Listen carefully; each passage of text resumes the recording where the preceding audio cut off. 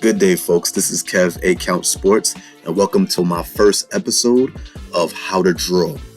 Episode 1, All-American Maggie.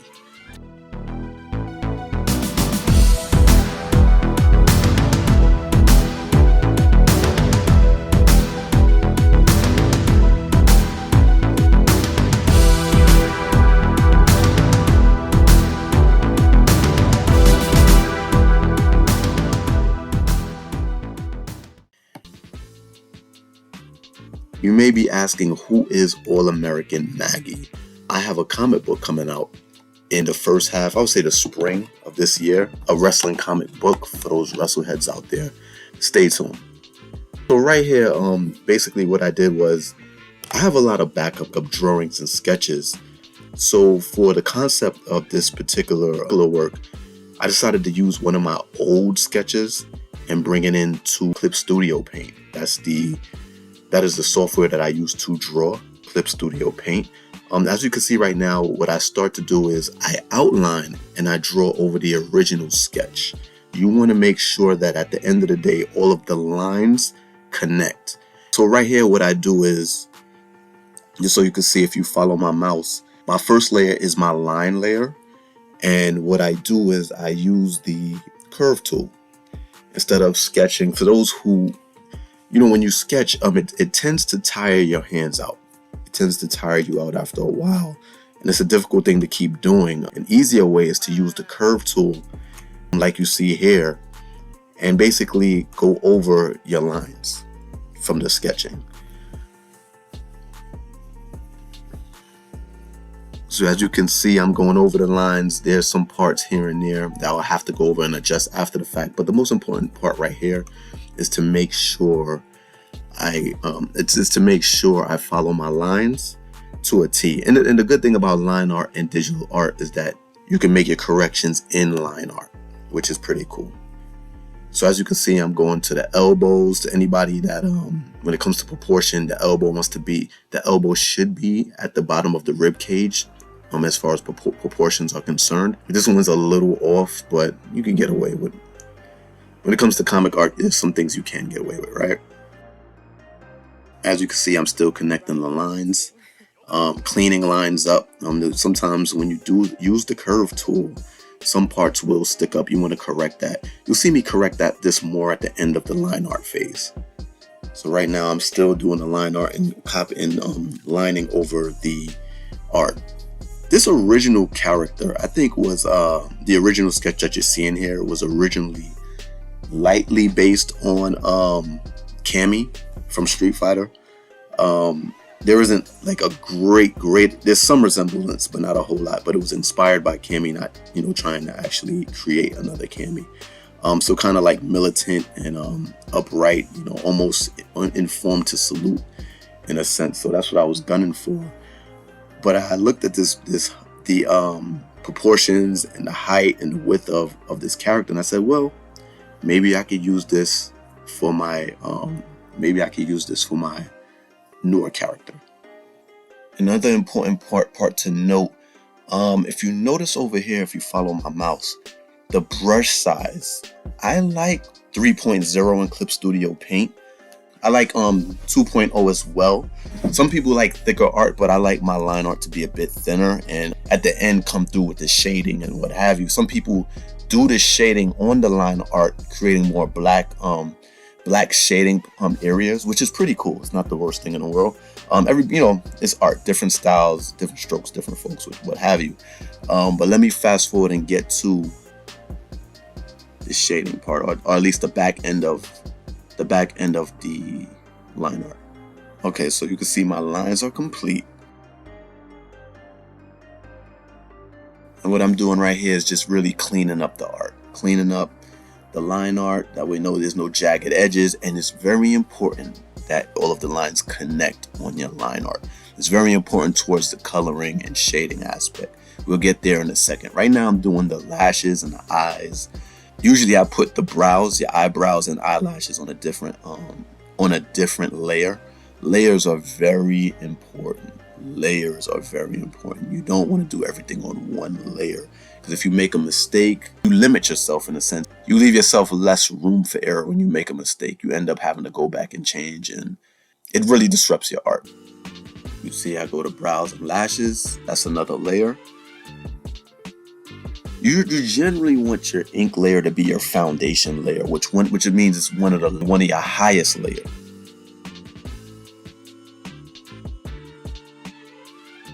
And we're starting with the lashes.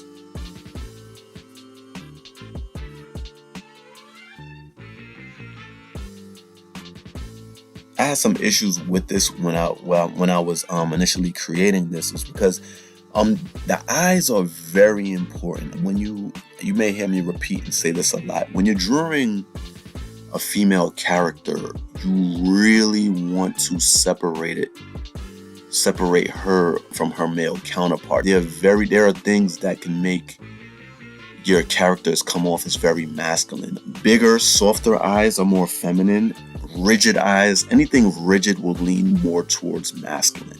You want to stay away from that. There are some ladies that have more stronger tone, but even in that, you still want to, even if you have to, you want to exaggerate some softness to the body, to the art, to represent her feminine side. You don't want it to get too far into a masculine side. Eyelashes are very important to separate your male from female counterpart. Those are things that even if you have a female character that is strong in tone and posture, there's some things that will jump out to the viewer and let them know, okay, this is in fact a female. If you look at this character, look at the neck, the smaller neck. Even though the shoulder on the right side is a little sharp, it's small. There's certain little things that lean towards the feminine side. Lets the viewer know that this is a female character. Smaller nose is kind of on there for display, and the chin. Notice the chin, the small sharp chin, female. Smaller nose, button nose. You see that more in female characters, I should say.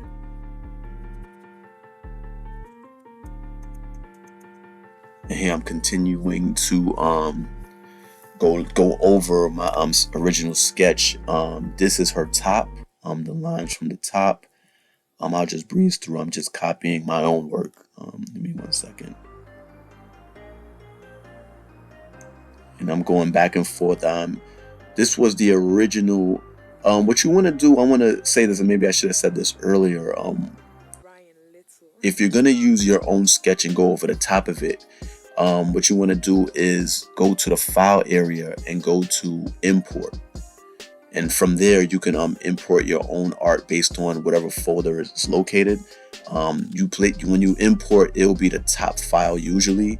And what you can do is mess with the opacity. You see the opacity here for everything else is 100%, which means it's at its strongest visually. For my sketch, I put it at 58%. That way I can actually still see what I'm doing on the surface. If I put it at 100%, the sketch I wouldn't be able to see the line art or any layer underneath. But because I put it at 58%, I can see my lines and still catch the visual of the sketch and go over it properly.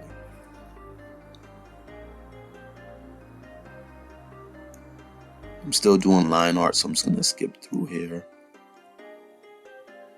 So what's going on right here is I needed some reference. I needed some reference. So this is my first art piece of the character I created, All-American Maggie. And you see her with the flag, big smile, kind of homely, kind of happy, cheery, happy-go-lucky. That's kind of, not to give away the character in the book too much, but that's what I was aiming for. I wanted to go back here and really see some of what I did color-wise, her skin tone, and bring it into this original. That's the good thing of when you're doing, I want to say repetitive art, like if you have a book or if you're making a comic book, and this is not coming from an expert, this is just common knowledge. If you're going to create a comic book, it's very important to have consistency in your character. Your character shouldn't look, obviously your character shouldn't look like somebody else on the next page. So if you can, it's nothing wrong with going back and referencing your own art your own skin tones and what you used for the original picture or previous pictures of your character, and even using some of your previous pictures to help assist in your art. If you're doing things like the comics are very tedious. You're going panel by panel. There's sometimes you may to relieve yourself, use some of your older art, make some adjustments. There's some really great tools in Clip Studio Paint, and bring those into another panel with some minor adjustments, whether it be shading, coloring, or what have you. But in this piece, I'm using my original picture of All American Maggie as reference to help me have consistency in the character in this piece. What I'm doing right here is I'm actually taking her headgear, and I am gonna bring it from my original art and bring it into this art. And this is exactly what I was referring to. Instead of drawing this piece again or drawing that picture on, I'm going to take this layer and manipulate the layer in my current piece and use it as if it was never used before.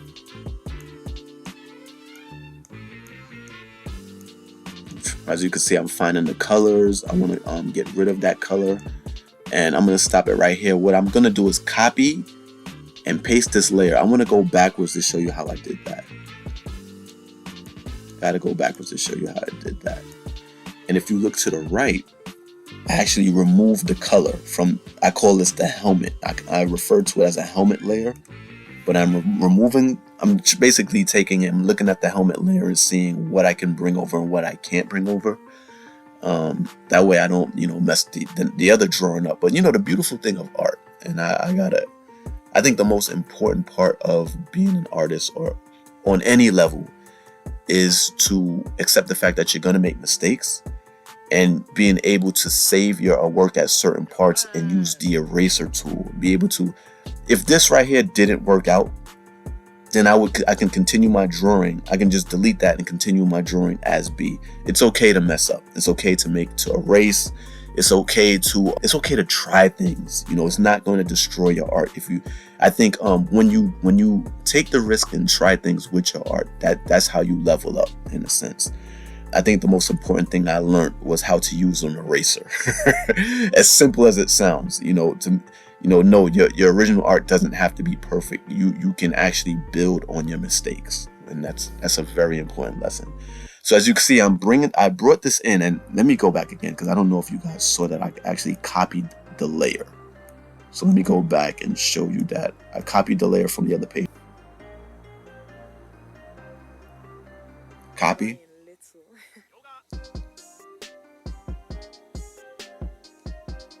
And brought it in, pasted it into another page. So now I have it here.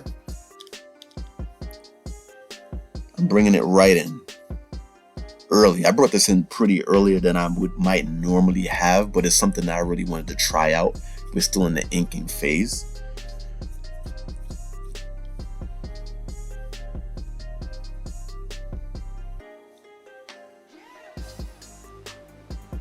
Here I am, I'm labeling the layer. Very important to label the layers. Very important to label layers. Oh man. So here I am adjusting the size of this helmet. Trying to see, does this work? Does this work? It doesn't. The previous picture, her head was tilted.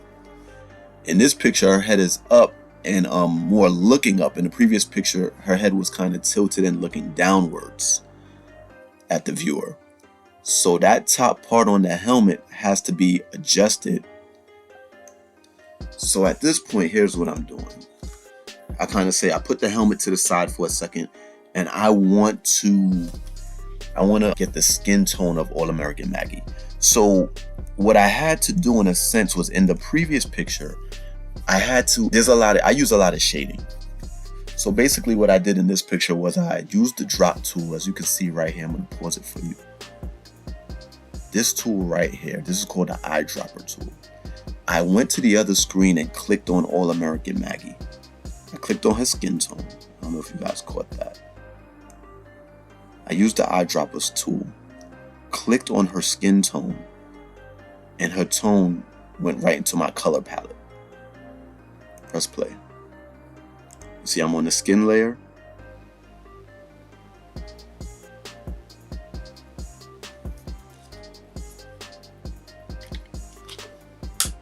You see me going into the dropping tool.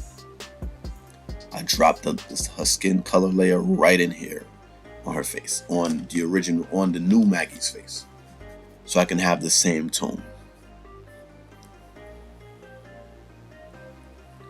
So I start to use, let me pause this. The tool that I'm using right now is called more of the auto select tool. When you use this tool, and refer to all layers is where you want to be. And remember when I mentioned earlier, it's important that everything connects. You leave no spaces between your line art. You cannot leave any spaces, because if there were any spaces, this layer right here would actually jump out of this line, and it would capture, you wouldn't be able to select and isolate where you want your colors to go. So the line art, having every line connect from top to bottom, is very important. There cannot be any opening. If there's any opening, when you go to select and place your colors, you won't be able to put the colors in where you want it to be. Like, you won't be able to, like this part right here, the arm part, if there was an open part right here, if there was an opening, the selection tool would get this as well. You see this little spot right in here? But because this is a closed area, when I go to select, the selection tool keeps everything in here, and then I can select the colors like so. The next time I do this, I'll do it actually live as I'm drawing. I thought this was a great idea, and it's a so-so idea to record it and then do a voiceover. So I'll do it as I'm drawing, so it'll give a better gist of where I am for the time as I'm drawing it. I can you see I missed a spot right here. I go back, I clean it up.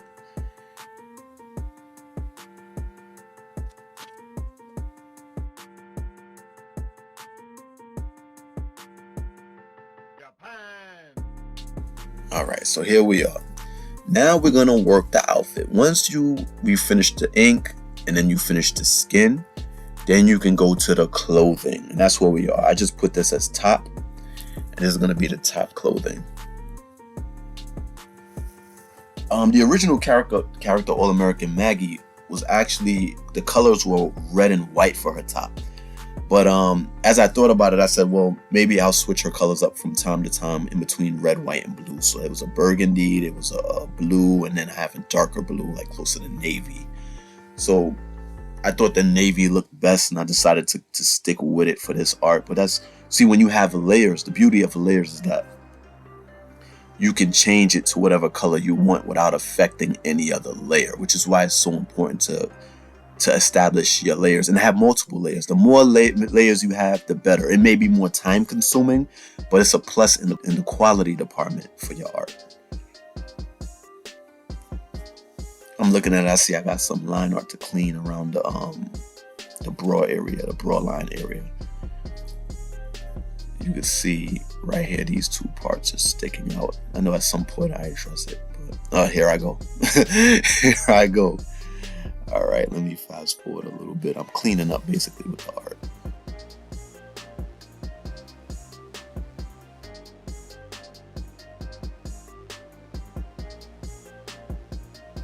I'm still addressing that part of it.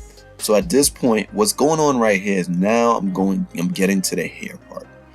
I'm gonna bring the hair from Maggie, not the physical hair. I'm not gonna do like I did with the headgear. I'm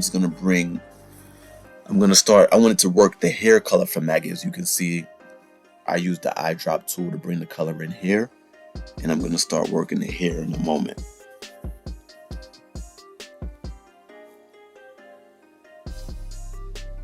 I use the selection tool to select inside of the head area, and then I'm going to use the selection tool to select outside of the hair area for the excess hair that's sticking up outside of the that will be on top of the head.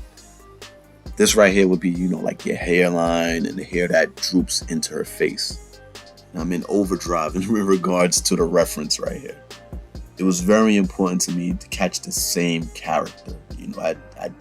It's very important. I don't want to be inconsistent when it comes to the same characters. I remember doing this part. So this part in the reference art that I'm using for Maggie, her head seemed a lot bigger up top. So you're gonna see me apply more to her hair on top of the portion that's her overall head, as opposed to the portion that's in her face. Right here I'm working her eyes, her lashes and her eyes right now. This part right here gave me fits because in using the reference, All American Maggie's eyes in the previous were very big, and I wanted to capture that hair. I'm big and a bit innocent in a sense, and I didn't want to deviate from that. Alright, so here we go. I'm about to start working the headgear. About to give it the flipperoo. I figured since her head is facing up, the actual band, the headband part should be up.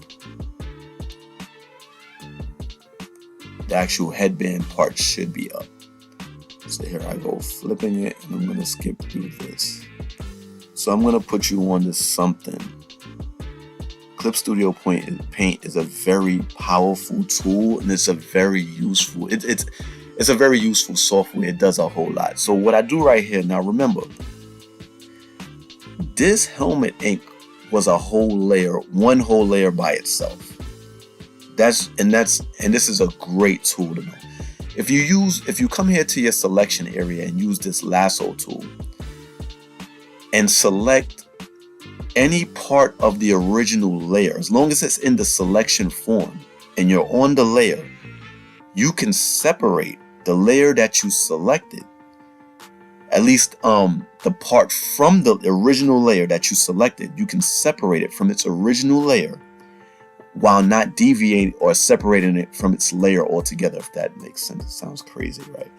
What I mean is, this whole layer is helmet ink. If you go back here, this whole thing is helmet ink. This whole layer right here is the helmet ink. Right here. So what's gonna happen is, I'm gonna use the selection tool, which is located here, the lasso tool, and separate the helmet while keeping it on its original layer. So I go down to helmet ink, use the lasso tool, and I'm going to separate this layer right here. I'm going to separate this piece of one layer. Now as I separate it, it's still going to be on the same layer, but because I'm using the selection tool, I'm able to remove it from its layer while having it still be on the original layer. What I'm aiming for right now is, because her head is facing upwards, I actually want this bar to be facing upwards as opposed to downwards. The original Maggie picture, her face was more tilted down. I figure if I flip this part, there'll be a coordination with this picture, and it'll be able to it'll be a better match. This bar being upwards will be a much better match and make much more sense. In a sense, you may be thinking, well, maybe drawing it over may have been easier, but that's not what I was thinking when I did this. Sometimes when you make these adjustments, you don't know how long it's going to take. So once you're in the middle of doing it, you might as well just keep going. What I'm going to do right now is flip this part up, and you see this little bar? I'm going to adjust it a little later. I'm going to adjust it a little later so that it makes sense.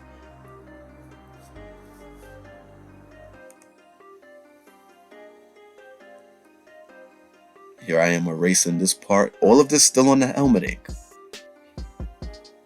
I'm no longer using the selection tool, so now I can use this ink.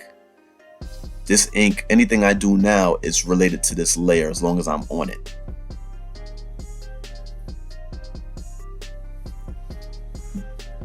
Here I am using, let me pause this right here. I'm gonna stop it right there. You see I'm on the lasso tool, and I come across here, you see I'm still on the helmet ink, right? Because I use the lasso tool to select this area, I can move this without moving anything else on this layer, without moving this part or anything. This is all the helmet ink, but because I'm using this tool, I can move it without bothering this tool at all, and have it still all be on the same layer. So here I go.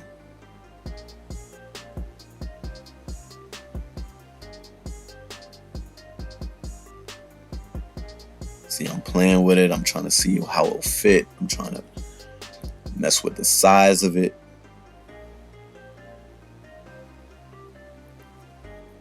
All of this is going off a hunch. I figured this might work. Love it when a plan comes together. And here it goes. Now, so I used the selection tool, got on this ink part. And here's the thing, I want to show you why I stopped that just now. And I want you guys to catch this. So I bring it here. And I start to adjust it close to her head. Trying to see what works.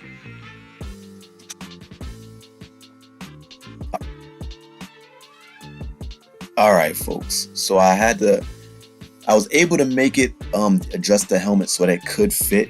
I'm going to, for anybody that wants to know the further information, because there was pivotal information and things that on what exactly I used to make the helmet fit perfectly, I'll have that information on my Patreon page. I'm not gonna do that often. It's just 1 or 2 tips that I keep close to heart. And look, if you're feeling this art and you're really supporting it, just go check it out. It's a beneficial thing. You can still make great art even without those tips, but they're definitely useful tips that'll help take your art to the next level. So don't be a stranger to the Patreon page, but you'll still get good stuff from here. As you can see, I got work to do right in here. Helmet looks good. I got work to do right in here. I'm staying on the helmet ink using the white. Use the drop tool to take the white so that the color doesn't deviate. And this remains white. I'm cleaning this up. This is some of the residue from the copying and pasting from the original picture, my original reference. And see these parts right here where it's a little blurry, I'll just trace over that to sharpen the look. Let's move on past the helmet. As you can see, I'm sharpening the edge. And here's the part I talked about earlier. In regards to her head was smaller than, I felt that her head was smaller than the original Maggie that I drew, and I wanted to maintain the consistency. So here I am. I used my selection tool to go outside, on the outside of the now let me see if I can go back there to see where I did it. Helmet fits pretty good, looks pretty good. I gotta clean some things up. No sweat.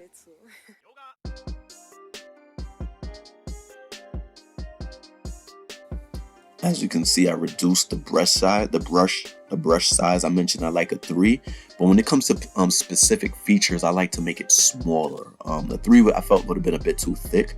When it comes to things like little lines on materials and even some facial features. If you notice this upper eyelid part, that was also a 2. So when it comes to certain features where it's the lips and the overall ink, I used a 3. But there are some spots where 2 is appropriate.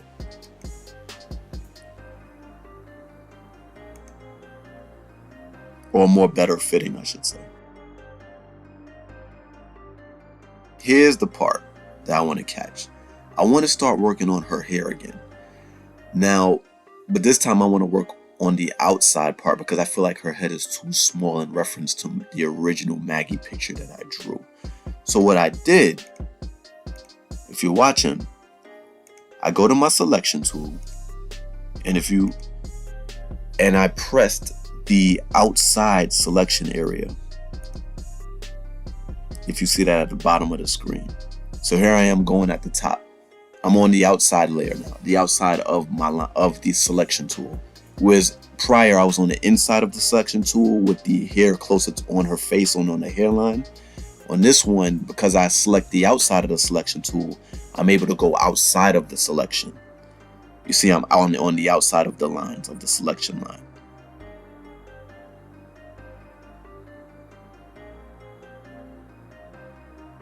All right, so now I'm working small corrections right here and there. Again, using the 2. I want to go on the outside. I didn't like the size, so I'm gonna use a 2 right here. These are this is me deviating away from the original sketch picture. That's what's going on right here. It's me deviating away from that, which is a cool thing. When you sometimes my sketch and the actual art, when you bring it in digital, it becomes 2 different pictures altogether. When you're doing digital art, you find yourself cleaning up a lot of things and not accepting some of the lines that you use for your sketches. Because when I sketch, it's a bit grainy.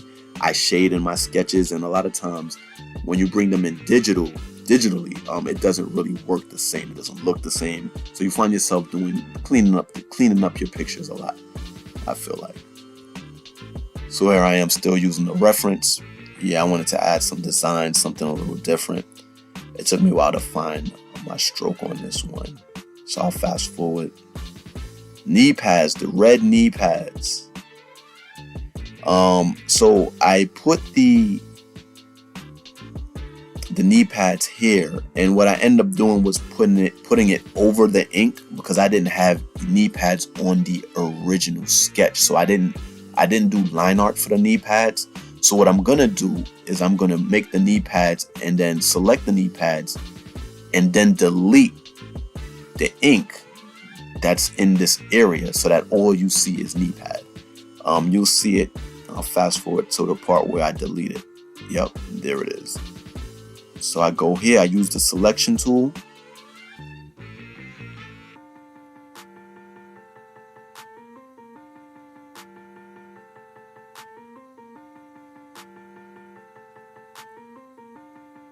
Here I am. You see me using the selection tool. I'm still on the knee pads. I'm going to come up to the ink layer. That way, everything within this area gets deleted outside of the knee pad. At least what's on the ink layer will be deleted inside of the selection area. Here I go. You see, I come up to the ink layer, and I'm going to find the selection area right in here so I could delete the ink inside of the knee pads. See, I'm playing with the ink, seeing what works.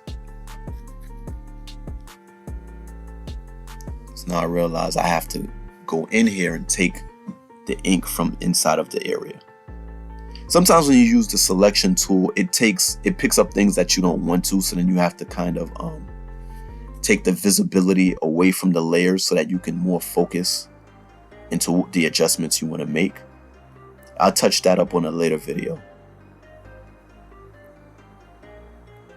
See, I still got some traces from the knees.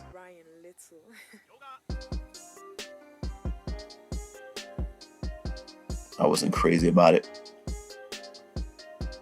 So now I'm kind of doing this manually. I'm selecting inside of the knee pad, so my erasing won't bother anything outside of the selecting area, because all of this is ink. I'm on the ink layer. So if this wasn't selected, I could possibly come here and accidentally erase this ink. But because I'm in my selected area, I'm only touching the ink that's within the selected area.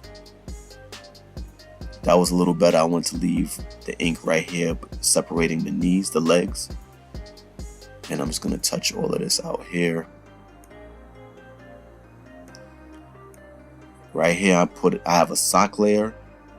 Socks are white. You can see kicks, sneakers. For those who don't know, this area is selected now. And this is important to note. When you have layers, you can go back and change the colors of each individual layer. Now I go to trim because I want the bottom of the sneakers to have a different color. The all black is like you got church shoes on and stuff like that. Like, nah, these are sneakers, and adding this bottom white layer establishes that they're sneakers and not shoes. I could add a shine to it to make it look more like shoes, but that bottom layer kind of establishes the white at the bottom. The rubber establishes sneakers. I could have went with a gray. I could have went with any other color, but I feel like the white establishes it more. Her sneakers, this character's sneakers doesn't, it's not the biggest factor in regards to her look. So I'll keep it solid, or at least plain. I'm gonna fast forward. So right now, my colors are hit. These are my colors. This is where I want to go with colors. So I'm inching towards the shading aspect of this art. The shading part's so important, and I'm getting there. But I'm right now. I'm on the lips. You see her lips are strong right here, small, sharp, but strong. I was bothered that her lips were a little smaller in this picture, but I didn't want her to have the big smile. That's not what I was trying to express in this picture. So I figured the lipstick would still identify her as the same character. All right. See me here playing with it, just making adjustments, minor adjustments. Here we go. Here's the money maker. Shading, folks, is so important. Shout out to White Manga. When I initially started drawing, let me pause this. At least drawing digitally, excuse me. I've been drawing for a long time, but drawing digitally, that may have been, think about it, probably 10 years ago. I don't want to get too much into a life story, but I didn't know, how important shading was. Like I saw some of it, and shading is the difference between, can actually change the dimensions of your art from a 2D to a 3D. The more layers you add towards shading, it really changes the aspect of your art altogether. What I do in regards to the shading is, instead of, you see where it says normal, that's a normal color palette, normal color gauge. There's several different options, and when you see me come down here, I'm going to go down to linear burn. Linear burn gives your colors a more darker edge to them. Like I forgot the word that I'm looking for, but it makes your colors darker and a little sharper. And when you use the linear burn, it's important, as I come over here, you see the mouse follow it to the left, that I use colors that are more environmental, such that matches the environment. So as you see right here, I'm going to a light gray, but if you look at the overall color, was a touch of yellow. I'm gonna try this again. I'm gonna come here. I'm here at normal. I'm gonna go to right here to the layer information and go to linear burn. Gonna darken my color. I'm gonna come to the left to the color palette. As you see, as I come over here, this color is the color it's gonna take, but linear burn is gonna take a darker edge of this gray right here. It's very important it's very important when you use shading to also follow. You have to establish where your lighting is coming from. So for me in this picture, the lighting is gonna be coming from the top, from kind of here, if I can, pretty much a top and an edge to her front, not the top to the middle, not the top to her back, because then the shading would be on this side. But because I'm going to be using the lighting using the shading as if the lighting is coming off the front of her, top front, as opposed to the back or straight down the middle or from below, the shading now, in a sense, my shading has to follow that. This right here, this bar would be slightly blocking the light. So that's where you get this shade from. I'm reducing this shade. I'm putting shade here, but reducing it because, her face is going to be at a curve. So that's shade in itself, and there's going to be a space right here where there will be no light. You bring it over here, there's going to be shade here, there's going to be shade at this part of the neck. All of that has to follow. And the more you follow the guidelines of where your light is, having the shade be on the opposite side of your light, the better your art will look. See right here, I'm trying to figure this part out. There's a lot to figure out. Go with the shading here, go with the shading here. And one thing that shading does as well, something I was messing with here, the shading can actually, I don't want to say take the place of line art, but it can help assist in your line art. Your shading can actually, you can make muscle definition with your shading, where a lot of people will do that with your lines. You make muscles with your lines and curvatures. Your shade can dictate those kind of things.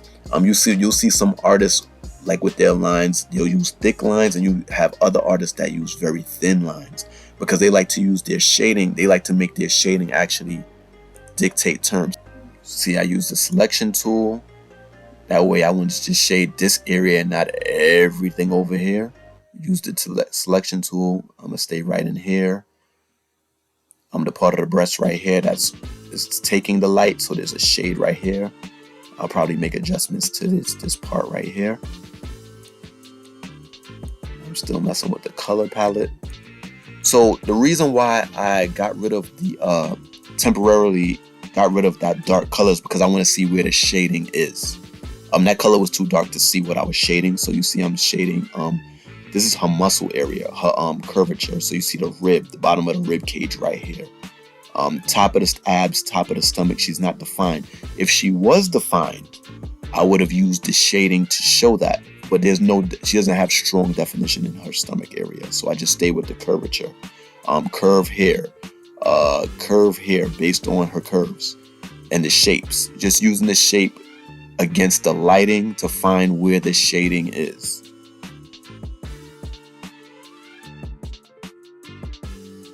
Use the selection tool to select down here. Now, the reason why in this spot, now I could have kept this part a little lighter, and I am going for it right here to make it a little lighter in here, but the light is coming from the top and the front, top and the front. So if it's coming from the top front and not down here in equal terms, this part would naturally be a little darker. The shade will catch some of this bottom part because the light is coming from the top, not directly over her head, but right here. So her top parts, you can see the shapes are reflecting off of the light. This is the dark parts underneath the breast. Underneath here, I want to make this is where the shade will start to kind of take over, because the light is coming from the top front and not all the way front, not all the way directly in front of her. If it was coming from here, the light would be more to her back, and this part would have little to no shading. Because it's the top, this is where we can find more shading based on her curves. This is the quadricep muscle. Between the quads and the knees, there's less meat right there, so you want to touch. Shading should touch there. I'm exaggerating a little bit as far as the shading in this area, but there is it's not a straight line. There's curvatures to the body. And then when you have material like knee pads, you can really have fun with it. The more lines and shading you put in the knee pads, shows more wrinkles and things like that. So I kind of go there here. I kind of touch it. You can see I'm touching it to kind of show that, the padding is a bit wrinkled. So you see I'm touching it, so it is padding here. It's not a straight line. It's not a straight hard pad. So you can see it's kind of, the shading is taking over as the further you get down. You get to the sneakers. The front of the foot is coming out, so the light would touch that. The back of the foot, the shading would touch. I got a problem with that eye right there. I know I had a problem with this eye. I don't know if I corrected it or not. But you see, now you can see when I added the color back, you see how the top attire looks. Remember, when you initially see this attire, this color, it looks solid. You couldn't see anything through it. And the shading, see? Once we added the shading, it made a world of difference. See, the line art, let me pause it right here. See, I just missed it. It's very important to note.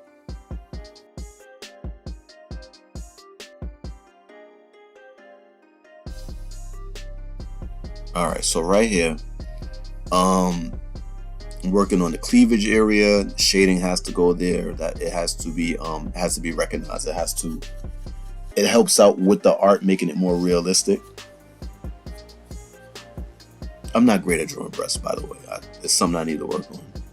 We all gotta work on something. But right here, I'm still working on that area till I get it right.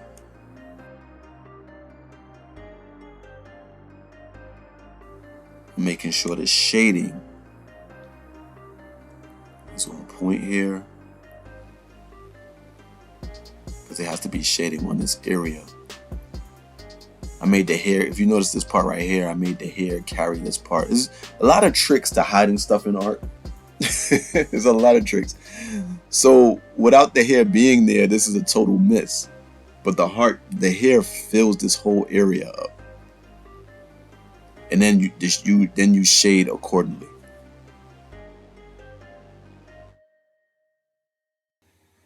All right. So here's the picture. So here was my picture, my original picture, minus the flag. And yeah, so here's my original picture, minus the flag. I felt like I needed to add the flag to kind of make the point, of All-American Maggie. It's a very important thing for me and for the character. So I was trying to figure out how I could. So I ended up adding the flag. As you can see, this was work. It was work. And if you want to see this whole thing, go through the tutorial of what I did in its entirety. Hit that Patreon page. Show support.